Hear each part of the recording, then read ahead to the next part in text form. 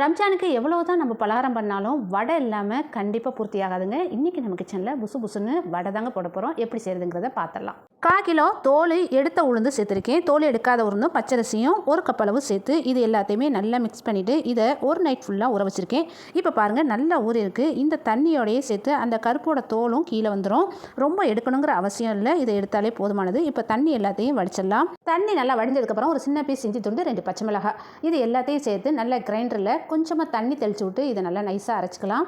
அதுக்கடையில் நம்ம இட்லி சாம்பார் வச்சிடலாம். ஒரு அகலமான பாத்திரத்தில் கொஞ்சமாக ஆயில் சேர்த்து கடுகு, உளுந்தம்பருப்பு, 1 ஸ்பூன் ஜீரகம் சேர்த்து நல்லா வெடிச்சு வந்ததுக்கப்புறம் கையளவு சின்ன வெங்காயம், வரமிளகாய் சேர்த்து கொஞ்சம் பெருங்காயத்தூள், கையளவு கருவேப்பிலை சேர்த்து சக்தி சாம்பார் பொடி இருக்கு இல்லையா, அதுதான் ரொம்ப நல்லாயிருக்கும் இட்லி சாம்பாருக்கு.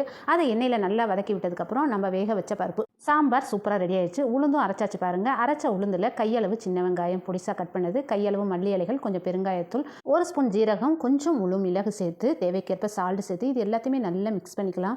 நல்லா மிக்ஸ் பண்ணதுக்கப்புறம் நம்ம கையால் தண்ணியை தொட்டு அந்த மாவை எடுத்தோம்னா புசு புசுன்னு வரணும்.